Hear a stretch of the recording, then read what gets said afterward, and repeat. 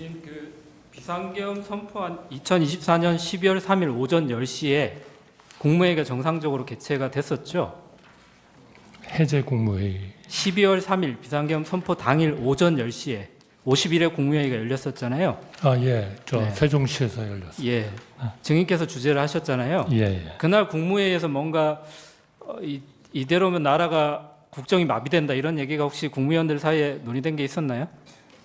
그때 그러한 차원의 얘기보다는 일반적으로 우리 그런 얘기가 네. 있었던 건 아니고 정상적으로 진행된 네, 통상적인 그렇습니다. 국무회의였던 거죠. 네. 그때 증인께서 그 국무회에서 이런 말씀을 하셨더라고요. 내년도 예산안이 하루라도 빨리 여야 간 합의를 거쳐 처리될 수 있도록 국회 초당적 협력을 다시 한번 당부드린다. 이런 말 기억하시죠? 예, 그렇습니다. 국회의장도 바로 전날에 예산안을 12월 10일까지 여야 간에 합의해서 좀 처리할 수 있도록 해달라 이렇게 말씀하셨잖아요. 네. 근데 증인이 이제 오전 10시에 국무회의에서 12월 3일 날 오전 10시에서 국무회의에서 예산안에 대해 국회가 초당적 협력을 해달라 이렇게 얘기를 하고 피청구인이 그로부터 12시간 뒤에 대국민 담화문에서 예산 폭거는 한마디로 대한민국 국가재정을 농락하는 거다. 지금 우리 국회가 범죄자 집단의 소굴이 됐다 하면서 비상계엄을 선포하셨거든요. 이 12시간 사이에 우리나라에 뭔가 국정이 마비될 정도의 어떤 뭔가 급박한 비상사태 아니면 상황 변화가 있었던가요? 증인이 국정을 운영하는 책임자로서? 제가 그 상황에 대해서는 아는 바가 없습니다. 특별한 상황 변화는 없었다는 증인이 생각하기에는 그렇게 이해를 하면 되겠죠. 제가 뭐라고 답변할 수 있는 그런 상황이 아니라고 알겠습니다. 생각합니다. 피청구인은 보면 그 비상계엄 선포 담화문에서 국회를 지칭해서 여러 가지 표현을 사용하시는데요. 범죄자 집단의 소굴, 자유민주주의 체제를 붕괴시키는 괴물, 종북 반국가 세력, 폐악질을 일삼은 망국의 원흉 이런 표현을 쓰셨는데 반면에 증인은 여야 간의 협치를 굉장히 강조하시는 것 같아요. 그런데 비상계엄 선포 이전에 피청구인이 증인한테 국회에 대해서 이렇게 좀 표현하신 적이 있으신가요? 그런 표현을 정확하게 네. 말씀하신 것은 제가 기억하지 못합니다. 네, 회의석상에 이렇게 개인적으로 만나실 때도 기억하신 적은 없으시잖아요. 그렇죠? 그런데 그러나 국정에 대한 걱정, 네. 좌절 그런 것들은 걱정을 하셨던 거지 국회를 이렇게 표현하지는 않으셨다는 거잖아요. 그런데 이런 국회가 반국가 세력이라고 하는 담화문의 비상계엄 선포 담화문의 내용에 대해서 증인께서는 좀 동의를 하시나요? 담화문을 보면은 그렇게 지칭하고 있지 않은데 그것을 사실로 전제하고 질문하고 있기 때문에 다른 이해가 돼야 될 것 같습니다. 다른 거 물어보시죠. 예, 알겠습니다. 담화문 한번 나중에 읽어보시면 될 것 같고요. 그 계엄 국무회의 관련해서 몇 가지 좀 여쭤보겠습니다. 그 피청구인께서는 이 사건에서도 답변서에서도 그렇고 12월 10일자 담화문에서도 비상계엄은 국민들에게 거대 야당의 반국가적 폐악을 알려서 이를 멈추도록 경고하는 것이다. 그리고 이 재판소에서도 좀 전에도 질문을 하셨지만 국민들은 이 사건 비상계엄을 계몽령이라고 이해하고 있다. 이렇게 말씀을 하시는데 증인은 대통령이 이 헌법 77조에 따라서 행사하는 비상계엄을 경고용이나 국민 계몽령으로 이렇게 사용할 수 있다고 이렇게 알고 계신가요? 제가 그러한 지금 물어주신 변호사님께서 네. 대리인께서 말씀해 주신 것에 대한 내용을 제가 다 안다고 말씀드리기는 어렵겠습니다만 네. 그러나 하여튼 그러한 그 계엄이 우리나라의 경제나 대외 신인도나 이런 데 대한 미치는 영향이 매우 크다 이렇게 항상 말씀이신 거죠? 큰 그러한 그 걱정이고 또 잘 고려를 해야 된다. 알겠습니다. 그러면 피청구인이 이 본 재판에서도 비상계엄 선포 후에 반나절 이내에 비상계엄 해제가 될 걸로 예상했다 이런 말씀도 하시거든요. 혹시 그 12월 3일 날 비상계엄 선포 전에 그 대적견실 회의라고 할지 간담회라고 할지 그 자리에서 피청구인이 국무위원이나 혹은 증인에게 이 비상계엄을 선포하지만 반나절이면 해제될 것이다 이런 말을 하신 적이 있나요? 들어본 적 없습니다. 예. 아까 그 금융실명제 관련해서 몇 가지 말씀을 하셔가지고 당시에 93년도 8월 달에 증인께서 대통령 비서실 그 통상산업비서관으로 재직하고 계셨죠. 네. 네, 그때 국가기록원 소장 자료를 보니까 그 재무부가 93년도 8월 12일 날 긴급 재정경제명령 의안을 제출하면서 의안 번호가 391호로 부여가 됐는데요. 이번 비상계엄은 의안 번호가 따로 부여되지도 않았죠. 네, 배부되지 않은 것으로 알고 있습니다. 예, 의안 번호가 부여되지 않았다는 말씀이시죠. 근데 긴급 재정경제명령하고 비상계엄이 이제 헌법상 요건은 조금 다른데 긴급 재정경제명령도 대통령은 지체 없이 국회에 보고해서 승인을 받아야 된다. 그리고 비상계엄도 대통령은 지체 없이 국회에 통고해야 한다. 이렇게 헌법에 76조, 77조가 규정돼 있는데요. 개헌법에도 국회가 폐회 중일 때는 대통령이 지체 없이 국회에 집회를 요구해야 된다. 이렇게 되어 있거든요. 혹시 이거 알고 계신가요? 비상계엄을 선포하고 나면 국회가 만약 폐회 중이면 국회 집회를 요구해야 된다. 그래서 비상계엄 해제를 할지를 국회가 판단하도록 빠르게 요구해야 된다. 이런 취지이거든요. 알고 계신가요? 네, 그때는 몰랐고요. 지금은 알고 계시죠? 사후적으로. 네.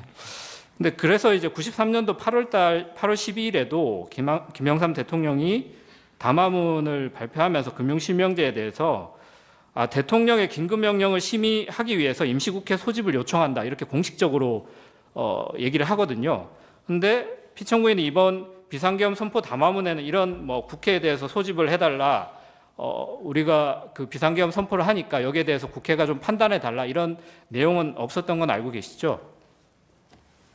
제가 정확히 알지 못합니다. 담화문 내용이 기억이 정확히 안 나시나요? 네. 비상계엄 선포 네. 담화문. 네, 그런 내용이 없었는데 담화문에서 요청하진 않지 않았나 예, 예. 싶습니다. 네. 그러면 당연히 비상계엄 선포 전 아까 그 간담회에서도 따로 뭐 국회 비상계엄 선포 사실을 통고해야 된다. 그래서 국회 회의 소집을 요구해라. 이런 지시를 하거나 뭐 얘기를 하신 사실도 없으시겠네요. 피청구인이. 저는 그 지시를 받은 바가 없습니다. 예, 알겠습니다. 그 비상계엄 선포 다음 날 2024년 12월 4일에 오후에 피청구인이 증인하고 한동훈 국민의힘 대표 등과 이제 대통령실에서 후속 대책을 논의했다는 보도가 있었는데요. 그때 참석하셨잖아요. 네. 뭐 여러분들이 가셨던 것 같은데 보도에 따르면 진지하게 현 상황에 대해 논의했으며 견해차가 드러나지 않았다 이렇게 보도가 됐는데 혹시 이 견해차라고 하는 것이 비상계엄 선포가 위헌 위법하다 이거에 대해서 서로 견해차가 없었다는 것인가요? 증인도 이 비상계엄 선포는 정당하다 이렇게 동의하셨다는 건가요? 비상계엄의 어떤 위법, 위헌 이런 논의는 저는 없었던 것으로 기억합니다. 그러면 이후에 어떻게 할 것인가를 논의하셨다는 거죠? 국정 안정 네. 뭐 이런 쪽이 중심. 알겠습니다. 그날 이제 한동훈 대표가 최근 출간한 책에서 12월 4일 날 그 피청구인과 또 증인과 만난 자리에서 피청구인이 한동훈 대표에게 국회 해산도 할 수 있었는데 국회 해산을 하지 않았다 이렇게 말씀을 하셨다고 해요. 근데 피청구인이 당시에 그 모임에서 내가 비상계엄 선포 후에 국회 해산을 할 수 있었는데 안 했다 이런 말씀 들은 기억이 있나요? 없습니다. 한동훈 대표가 같은 책에서 그런 얘기도 하는데요. 당시 한동훈 대표가 피청구인한테 왜 나를 체포하려고 했냐 이렇게 물어보니까 피청구인이 만약 정치인 체포를 하려 했으면 방첩사령부를 동원했을 텐데 이번 계엄에서 방첩사를 동원하지 않았다 이렇게 말했다고 이제 책에서 썼다고 하시는데요. 그런 발언도 혹시 들으신 적 있으신가요? 제가 기억을 못합니다. 알겠습니다. 그 증인이 2024년 12월 11일 국민께 드리는 말씀에서 증인께서는 비상계엄 선포에 일관되게 반대했지만 막지 못했다. 그래서 깊이 자책하고 있다라고 했는데 비상계엄 선포 후에도 피청구인이 탄핵되기 전까지는 뭐 많은 시간이 있었잖아요. 그 시간 동안 피청구인한테 비상계엄 선포가 좀 잘못됐다 이런 내용에 대해서 정식으로 좀 의견을 말씀드린 적이 있으신가요? 이미 해제가 됐기 때문에 네. 그러한 논의는 많이 하지 않았습니다. 아예 논의 자체를 안 하셨다는 건가요? 그때의 가장 중요한 거는 어떻게 하면 수습을 할 건가 이런 재정, 문제였다는 거죠. 경제 이런 알겠습니다. 쪽에 그러면 수습을 할 거냐. 증인이 어제 열린 증인에 대한 그 탄핵 심판 변론기일에서도 비상계엄 선포 당시 피청구인을 설득하지 못해서 국민들한테 송구하다 이런 말씀도 하셨는데요. 증인이 생각하기에 당시에 피청구인을 좀 설득하지 못한 이유가 어떤 거라고 생각하시나요? 글쎄요, 대통령에 대한 그런 그 소위 나라를 구해야겠다는 그 의지 이런 것들이 결국 강했기 때문에 설득하지 못했다. 우리가 설득을 못한 거 아닌가 그렇게 생각합니다. 근데 이제 피청구인은 증인께서는 이제 비상계엄이 뭐 절차적 실체적 흠결이 있다 이런 정도의 표현을 하시면서 당시에 반대했다고 하시는데 피청구인은 그 이후에도 그렇고 이 법정에서도 그렇고 여전히 이제 야당의 폐악질로 국정이 마비가 돼서 비상계엄 선포한 행위가 정당하다 이렇게 주장을 하고 계시는데 증인이 이런 피청구인의 입장에 대해서 향후에 이렇게 다시 동일한 방법으로 설득이 가능하실까요? 글쎄, 그 문제에 대해서는 제가 뭐좀 답변 드리는 게 적절하지 않을 것 같습니다. 네, 알겠습니다. 제가 예산 관련해서 아까 증인이 말씀하신 부분이 있어서 지난번 그 경제수석 나오셨을 때도 동일한 말씀하셔서 제가 좀 놀랐는데요. 그 아까 원전 생태계 예산이 야당이 삭감을 했다. 이거 누구한테 보고를 받으신 걸까요? 제가 지금 두 가지를 네. 말씀을 드린 겁니다. 그러니까 그 차세대 네. 원전 개발 관련 예산, 알겠습니다. 그러면 그리고 제가 원전 생태계 지원 예산. 지난번에 그 산자부 장관이 국회 산자위에 2024년 12월 19일 출석해서 한 내용에 대해서 그 경제수석에도 말씀을 드렸는데 당시에 산자부 장관이 국회에 나와서 야당이 원전 생태계 지원 예산을 삭감하고 체코 원전 수출 지원 예산은 무려 90%를 깎아버렸다 이렇게 담화문에 12.12 담화문에 기재되어 있는데 산자부 장관이 이에 대해서 산업부의 원전 관련된 예산은 4,887억 그대로 있다. 대통령의 담화문 내용은 잘못된 것이다. 라고 이렇게 발언한 내용은 알고 계신가요? 뭐 제가 알고 있지 못합니다. 네, 이 부분은 좀 확인을 해주셔야 될 것 그러나 같고요. 요 부분은 네. 아니 그러니까 원전 확인을- 생태계 관련 예산이 제가 네. 그래서 아마 프로젝트가 여러 개가 있었을 텐데요. 그러니까 산자부 장관이 차세대- 한 발언에 대해서는 한번 차후에 한번 확인을 해보시면 좋을 것 그렇게 같고요. 하겠습니다. 그 피청구인의 그 12월 3일 담화문하고 12월 10일 담화문은 혹시 누가 쓴 건지는 알고 계신가요? 그거는 모르겠습니다. 통상 이 메시지 비서관이 이 담화문을 쓰나요? 그거는 제가 알지 못합니다. 아니 왜냐하면 이 지금 담화문에 있는 여러 가지 예산 삭감과 관련된 내용이나 간첩법 개정에 관련된 내용이나 국가보안법 이번 22대 국회에서는 국가보안법 관련된 개정 법률안은 하나도 나온 것이 없거든요. 근데 폐지까지 시도하고 있다. 이런 잘못된 팩트에 기반한 담화문들이 대통령의 담화에서 계속 반복되는데 이 부분에 대해서 증인께서도 대통령 권한대행을 얼마 동안 하셨잖아요. 그러니까 대통령에 대한 보고 논의 체계에 대해서 한번 점검하신 적이 없는지를 여쭤보는 거예요. 네, 저는 뭐 드릴 말씀이 없습니다. 알겠습니다. 그러면 증인께서 노무현 정부 시절에도 국무총리를 하셨고 뭐 경제부총리도 하셨는데 그때는 야당이 지금과 달리 굉장히 협력적이었던 건가요? 정치적 상황은 엄청 달랐다. 저는 그렇게 느낍니다. 근데 그때도 여소야대 상황이 있었고 마지막 증인이 국무총리를 하실 때도 거부권 2번 행사하셨잖아요. 제가 그걸 지금은 기억을 기억 못 못하겠습니다. 하시나요? 근데 그때는 비상계엄을 하지 않으셨는데 지금은 비상계엄을 한 거에 대해서 따로 하실 말씀이 있으실까요? 그러나 하여튼 그때는 국민연금 개정안까지 여야 합의로 통과가 됐고요. 그 다음에 그 사학법 굉장히 알겠습니다. 아주 오랜 네, 동안 어려운 과제였지만 그것도 여야 합의로 알겠습니다. 통과를 시켰습니다. 네. 정치적인 상황은 훨씬 더 양극화되지 않았다. 네, 저는 증인. 그렇게 생각합니다. 여쭤보기 전에 아까 제가 그 방통위원장 탄핵 정죽수 관련해서는 제가 잠깐 착각을 해서 그 재평가님 의견 비율이 4대 4였던 건 맞은데 원래 6분이 인용되려면 6분의 의견이 필요하기 때문에 그 부분은 제가 한 분 더가 아니고 2분 더 필요했다는 말씀 정정 말씀드립니다. 증인한테 제가 잘못된 정보를 드린 걸 수 있으니까 정정 말씀드리고 이날 계엄당 지금 국무위원들 모였을 당시에요. 앞에 먼저 모였던 분들 계시잖아요. 국무위원 중에는 6분이고 저 조태용 국정원장이 있었고 그분들 중에서는 마지막으로 연락받은 분이 증인 포함 3분인데 그 시간이 8시였습니다. 대통령실로 들어오라는 연락받은 시간이. 근데 나머지 분들 중에는 제일 먼저 연락받은 게 1시간 15분 뒤에요. 9시 15분.